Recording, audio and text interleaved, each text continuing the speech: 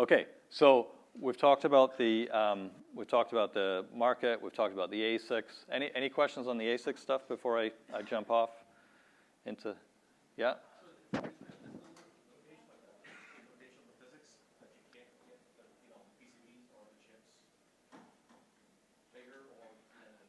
In terms of the chips getting bigger, it's just physics. It's manufacturing, right? The pitch of the balls on the bottom, because on the PCB we have to drill a lot of holes, and then we have to, once you got the holes drilled to connect your balls, then you got to get the signals out, and you have to have space between the basically between the balls to get the signals out, right? So that's what defines the pitch, and depending on what kind of board, we tend to build thick boards because there's a lot of stuff going on. So the thicker it is, when you drill a hole, if you drill a hole through a thin piece, it's a certain width, and through a big piece, it tends to, the drill kind of wanders out a little bit, so you got to give it a little bit more room. So that's kind of the problem. And as you make things bigger and then put them through a very hot solder bath, things tend to warp. And so if it warps, then the balls on this side may be lifted up and the balls on that side.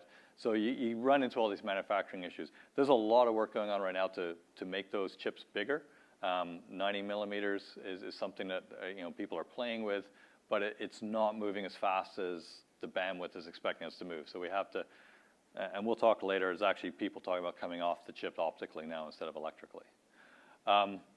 Okay, so we're going to dive down into the actual, the optical technology now. And so we're going to break this into two sections, really, because they are kind of different technologies. But I'm going to dig in and start talking about what's going on in the client. Optics is kind of the key enabler in what we do in terms of what we can build. Customers will come to us and say, we want 12 terabits in a box, or we want 10 gigabits in a box. At the time, it's always about, or it's become, optics is a limitation on what we can go and do. And so we spend a lot of time worrying about, can we make it smaller? Can we shrink the form factor down to smaller and smaller? Because that allows us to get more ports on the box, right?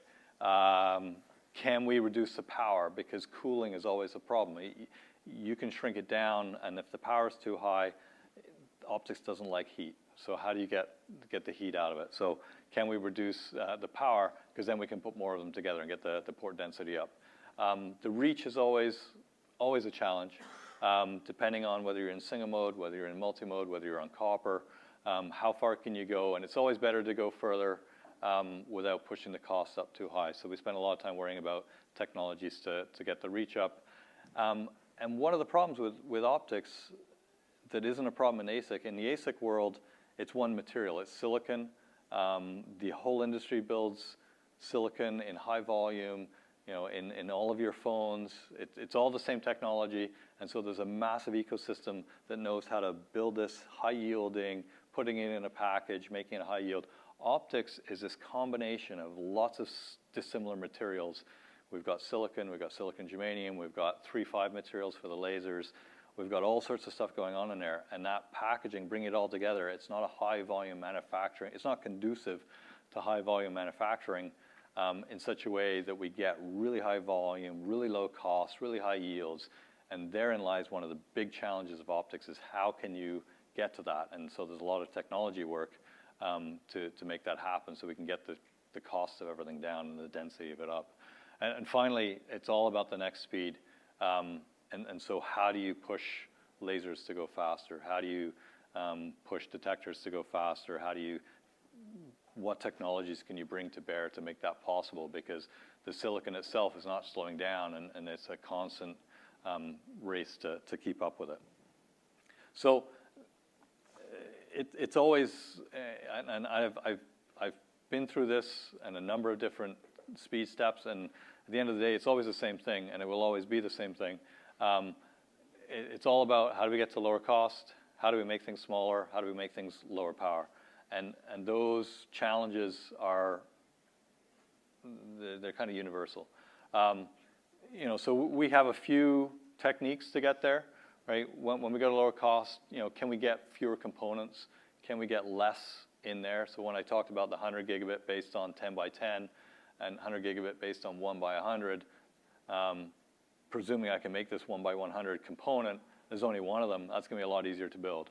Can I, if I am dealing with 4 or 10 lanes, can I integrate it together? Can I make it more easily manufacturable, and can I integrate it? And the other thing that we tend to take a technology view of this space too much, but it's really about volume manufacturing. So can we try and get the whole industry building the same thing and buying the same thing? Because if everyone does that, then we just get economies of scale and we all benefit from it. But when you're pushing the technology to its limit, it's harder to get everyone to agree on what the right thing is and place bets all in the same place. So we get this kind of bifurcation going on in the industry, and it's always a good goal to bring it back together. So that's how we kind of get the costs down, though, and volume is the big knob. Smaller, obviously, I said this already, can we get to less lanes? That means can we get each lane to go faster? We'll talk about that. More integration. And again, more integration and what other technologies can we bring forward to bring the power down, make it lower power so we can cram it in and get densities higher. So just a graphical way of showing a lot of the same things that we do. So within the client optics space, what are our options? What can we do? So if we talk about, I think most people are probably familiar with 10 gig.